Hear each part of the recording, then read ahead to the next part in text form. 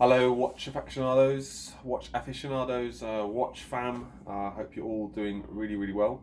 It's been some time since I last posted. I do realise that I've just been too busy with travel, meetings. It's been a hectic last few months, 3 months of just whenever I've got free time, I'm either doing sport or just, monging out on the sofa. Customary wristwatch check. Sea Dweller 50th anniversary. I'll talk a bit more about that later. But so welcome to my short-term humble abode. I'm in Jordan right now, so there are no elephant paintings behind me. I'm in my hotel room. I was on my way to the hotel today after my meetings, and I thought, it's an interesting week in a watch world this week. We've got Baselworld. Everyone's thinking about predictions. And I just wanted to obviously post because I have my audience. I do this for fun. I do it so irregularly now, but I'm just doing it for those guys who, I'm getting to know more of these types of people who are just a little bit all over the place with watches. We're all over the place with watches. We're just like watch goons, watch geeks. I just quite like talking about it. I review my watches that way. I think what happens to a lot of people is they think that buying a watch is going to change their lives. It doesn't. Everyone's like, I'm going to buy a different watch, or quite a few people say, I'm going to buy a different watch, and then they say, I was hoping it would change things a bit. It's not going to change anything. Nothing's going to change. It's just all up here. Anyway, this the SD50. Lovely watch. Been wearing it a lot recently in meetings today with senior executives, board members, whoever. Sea 50 is there with me. Do they know what it is? No idea. No one knows what it is. They just think it's a big chunky watch that you probably can buy in the local arcade. You know what it is, and that's all that matters. I like this watch a lot. What small things annoy me about this watch? Still from time to time, I guess it can be a bit clunky at times, but only at times when it's too cold. So I was flying last night, and it was really cold in the plane, and my wrists and arms obviously just what's the word? Vasoconstricted. That's it. I was just constricted. And the SD50 just felt quite heavy and cumbersome, and I wasn't enjoying it that much yesterday on the flight. I was wishing for it to have been a Tudor 58, Black Bay 58 or something like that. Something small. But anyway, it's warmer now today. It's hot, so it's perfect size today. What other thing annoys me about the SD50? Now that I've had it for over a year, 18 months, for a long time now. I find the bezel can be a little bit thick and wide. I rotate it a lot with my sub, and what ceases to amaze me with the sub is just how pretty it is. And there are a few features of the sub that make it so pretty that this doesn't have, but this one's the hardcore badass one, isn't it? The sub is like Rambo 1. And then this one is like Rambo 3. The difference. So what else has been going on? I have been going to watch shops a lot last 3 months because I've been so bored. I bought a Submariner date, black one, which I sold in the end. Rolex do it to themselves. You wait for a watch so long, eventually comes along, and what does the AD think is going to happen? He's going to call you, say, I've got a sub or whatever. What does he think is going to happen? Oh, I don't want it. No, you're going to buy it.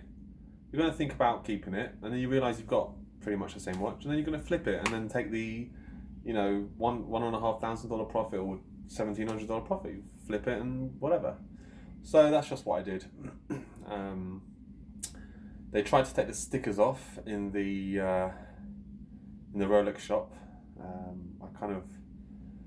It is weird, isn't it? You sell someone a watch and then they ask you, oh, shall we take the stickers off and size out for you? Like, nah. They're gonna think, okay, this guy's obviously buying it to sell, but I don't really care. I really don't care. It's my money. Just do what I want you to do with it. And, you know, Rolex, you do it to yourselves. You do it to yourselves with this whole playing around, not giving it to anyone, all this. I don't feel sorry for them at all. Grey dealers exist for that reason. 4 or 5 years ago, I could buy any Rolex I wanted. Now it's like, oh, thank you for giving me a watch. But so what's been happening? This has finally happened. This no, it's not a Pepsi Jubilee Rolex. I got a Tudor, what is this called again? A Tudor Black Bay GMT. I've been thinking about this watch for a long time. I was thinking, well, the reason I was thinking about this watch was because every time I saw it, I only saw it on the strap. I don't like the strap colour, and I only saw it on a NATO. And I thought, yeah, I'll wear a NATO for a bit. I'll get bored of a NATO, then I want a steel bracelet. I never actually tried it on a bracelet. I could never find it with a bracelet. Not that I was consciously looking for one with a bracelet, but when you're visiting Rolex, you always go over to the Tudor corner, don't you? Because you feel sorry for it and you just think, what have they got? So I looked at it a few times. I tried it on many times. I almost bought it many times, and then I walked away from it and I thought, you know what, a time will come. And anyway, the reason I didn't buy it before was just because I thought with the bracelet and everything, it'll be too big, it'll look weird.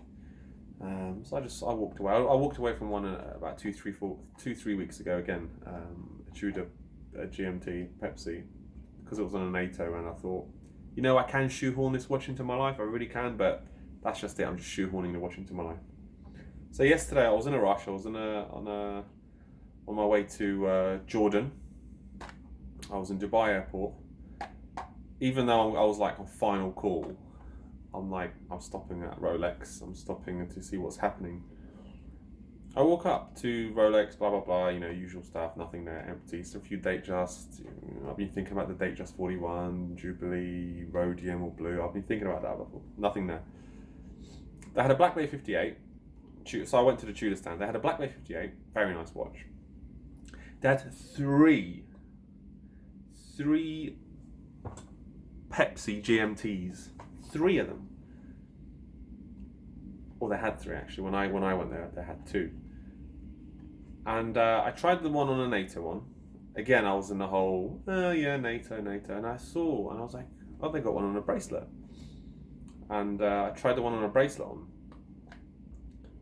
It felt very nice. I liked it. The bracelet wasn't what I imagined a Breitling bracelet for some reason. I imagined the sort of Pro V1 or Pro V2 bracelet from the Breitling. I thought this might be a little bit thick anyway. And I thought, if you're going to give me a sort of Breitling style bracelet, I'm not interested in a watch. I've got a Breitling, I don't wear it. I only wear it on a strap. So anyway, I tried it on, and I was literally, the next words were, sure, I'll take it. I just said it. And I was surprised I said it. I was like, yeah, I said it. I'm buying the watch. Whilst I'm buying it, another gentleman, one of the shop assistants walks over, and he's like, oh, are you buying this watch? I was like, yeah, I'm buying this watch. And he had a phone next to him. He was like, oh, there's someone calling from a different terminal to buy that watch. I'm like, well, I've just entered my PIN on the card reader, so I've just bought the watch. He was like, okay. There was another NATO one, strap NATO one, but they didn't want that one. So anyway, really long story short here, they had 3 GMTs. They put them out 10 minutes before I got there. Well, no, half an hour before I got there. Within 10 minutes, they sold one on a strap. They sold this one, and then the NATO one probably was sold shortly after, but 2 people wanted to buy this one. Anyway, let's get this SD50 off. And by the way, this is not sized up or anything. The airport staff, they haven't had training on sizing up. They're basically just salespeople. They couldn't adjust my bracelet. They were just like, I said, look, just keep the stickers on, keep everything on. I'm 90% sure I'll keep this watch. 10% I'm thinking, should I just flip it again? And it's not big profit, but do I need another watch in my life, you know? So that's why it's all kept like this, and I've got this box, which Rolex don't give you anymore. I used to have loads of these hanging around. Every time I sold a Rolex, I thought, oh, I'll give the buyer one of my boxes just to sort of, probably just get an extra $100 or $200 out of them, thinking it's whatever. Don't have many of these boxes left, so I got one of these, which I'm going to keep anyway. No surprise, all the stickers are kept on because it's not a Rolex. what is this? It's not an unboxing video. Let me just get it out of here. Got a tag still on. I think that's a really nice watch. Wherever the camera is, I think that's a very nice watch. And it's not as big as I thought it would be with the bracelet. My opinion might be a bit swayed and biased for one reason, and that's because I've been wearing this turd, this elephant, for a long time now. Anything that weighs less than this is going to feel like silk. Anything that weighs less than this is going to feel like a 1970s Explorer 1, isn't it? But I put it on and I really liked it. I like the feel. What I like about Tudor compared to Rolex, sorry, this video is covering way too many topics. I don't know what I'm going to title it as, but what I like about Tudor is, character. There's something all my Rolexes, I mean, not all my Rolexes, I don't have loads, but the few watches that I have, they've all become these Easter egg hunt projects. Do you just want that watch because it's an Easter egg hunt? Because it's difficult to get? Because that stuff works on humans. Anything that's difficult to attain is makes us want it more. What is it? It's hard to get, you want it more. I don't know. So I'm saying like that. So anyway, back to the Tudor. I really like this watch. The bracelet's not sized up, so I'm just going to hold it a little bit so you can imagine what it will be like once I do get it sized up, when and if I sell it when I get back home. But for me, it's nice. And do you know what really excites me about this watch? That it's not a Rolex. When you just become such a Rolex fanboy that all you think is Rolex, Rolex. Oh, is someone wearing a Rolex? Oh, he's got a Rolex. Or they wearing a Rolex. I mean, there are other watches out in the whole world. I'm guilty of becoming that. I would call myself a reasonable knowledge expert on Rolex. I know a lot about Rolex. But this is refreshing because it's kind of for you. You get the different camps of people. Some want the recognition. I don't want the recognition. I don't mind having recognition from someone who knows about watches. I like that recognition. I don't want recognition from randos who say, "Is that a Rolex?" I don't like that type of attention. I don't like that type of. I don't want to elaborate on it. I just say, it's just something I got. I don't like it, me personally. Some people like it. Most people I know don't. But as you can see, for me, it's a great size. I've spoken with a few friends, and they say that they'd love this watch in a 39mm format, similar to the Black Bay 58. And for most wrists, that's great. For me, 39 would be super comfortable, but I think 39 is too small for me. I haven't got huge wrists, probably around. They used to be bigger, but my wrists are probably around 7¼ inch, something like that. It's not like I measure them, but they're definitely a little bit smaller than they used to be.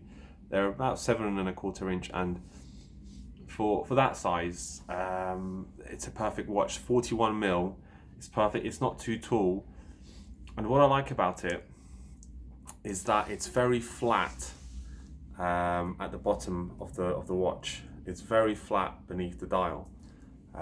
It goes around your wrist perfectly. It's very flat. I mean, it's very nice.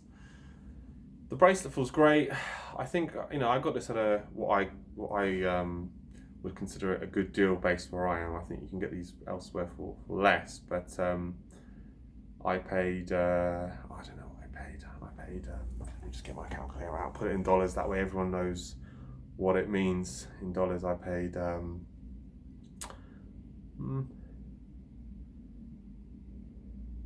$3,500. I don't know if that's a lot or not for this watch. Some people, some continents, some countries can't even get this watch. I've been seeing this watch on and off quite regularly. So I paid $3,500 for this watch. I could probably sell it quite quickly for $4,000 here, but I genuinely am considering keeping it. I'm not going to go into the whole overview of Tudor, Pepsi, GMT and all this. I don't know enough about this watch. All I know is that I like it. But here's the thing. I was thinking to myself the other day, why do I like this watch? Do I like this watch because it reminds me of a Pepsi Rolex? Because the Pepsi Rolex is obviously the blueprint, right? So do you like this watch because of the blueprint, the Pepsi Rolex?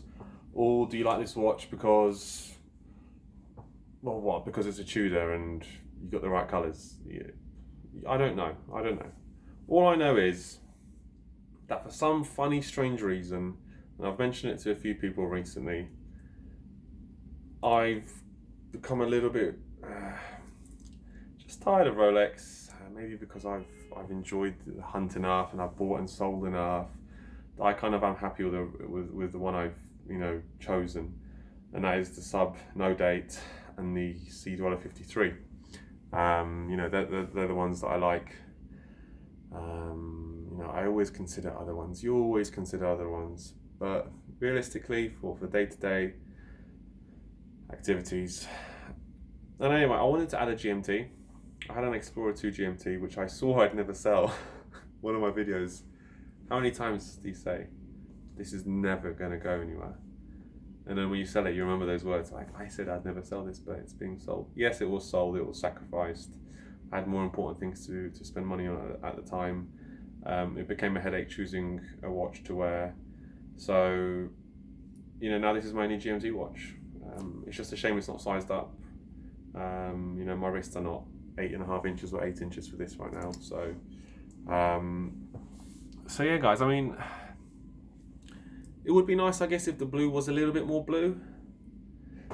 But I was trying on a Pepsi Rolex not long ago, a 16700. I was trying on, and I found the red and blue beautiful. It was stunning, but I found it also something that I wouldn't really want to wear in an office environment. I didn't mind the attention a few years ago from wearing a certain piece.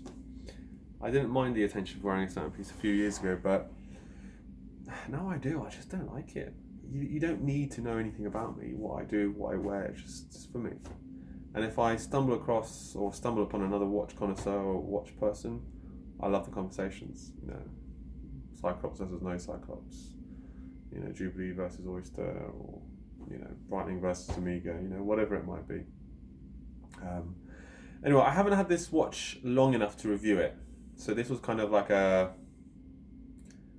just an introduction, the fact that I have it, but more importantly, I wanted to catch up a little bit on the whole, predictions for Baselworld, mention a little bit, what can I say, from a Rolex standpoint, which is the only thing I know about, Batman on a Jubilee, that makes sense, why not, 3285 movement, yeah, that makes sense, they've already got it in the Pepsi. What else? Submariner date, Hulk, new movement on that. 3235 makes sense. Economies of scale. Why keep producing 3135 and 3235? What's the point? Just focus on one movement. 3235. The economies of scale make sense for Rolex, I reckon. Hulk will not be discontinued. I think maybe the Hulk will just get a 3235 movement for 1 or 2 years and then be discontinued. The Batman will be around, Pepsi will be around. Just today I saw some pictures online of a two-tone Sea Dweller, some Submariner looking Yachtmaster 1, all this. Two-tone, in my opinion, I don't think the Sea Dweller is selling that well. I think the Sea Dweller 50th anniversary is a grail watch for many people, but I think a lot of people buy it and sell it later on, because I honestly think that you need to have bare minimum 7-inch wrist for an ST50. Bare minimum, like ideally 7.25. And I think people find it uncomfortable for after a while. I think there are enough people out there who find the Submariners in their 40mm guys with the bigger maxi case. There are enough people I've met who find that uncomfortable. Going back on the narrower lugs, when I was looking at vintage watches, they're beautiful, really nice. I think the fad of big watches is maybe dying down a little bit. People want comfort. having a big sort of thing strapped to your wrist is it's not that comfortable. The only big watch strapped to my wrist that I don't mind is a Casio G-Shock in a gym, which is telling me my disappointing time for a kilometre run. But anyway, guys, I just wanted to catch up with you, fill you in on that. Always happy to catch up about watches and, you know, just review the nice comments that people leave. You know, let's keep it as a good forum for us, sort of sharing ideas on what's happening in the watch world and how we feel about it. It's a bit strange, but yeah, these guys will kind of be living together now in the short term at least, and we'll see how it develops in some time or in the near future. I think I will be keeping this watch. I will post a review on what I think about it. But again, to summarize and in conclusion, I like that it has no Cyclops. I like the date window. I know quite a few people have reported these with the date issue. This one I've checked. Nothing's come up so far. Time will tell. For me, personally, it's a good size. I'm a larger chap. I'm a little bit more thick set, so for me it's a good size. But I think a lot of people are looking for 39, 40 mil watches. This might be a little bit too deep for some people. For me, I like it a lot. The Submariner is, the current Submariners are the smallest watch I would personally wear. Saying that I lie. I've worn an Explorer 2 16570 many times, and I loved how I never knew I was wearing it. That was very nice. But you just want something a little bit more substantial at times with a suit or with certain attire. So yeah, before the sun goes down and these colours fade, I'll end the video. And anyway, I'll catch up with you all soon, and hopefully I'll post something else in the next few weeks or next couple of weeks. Take care. Bye.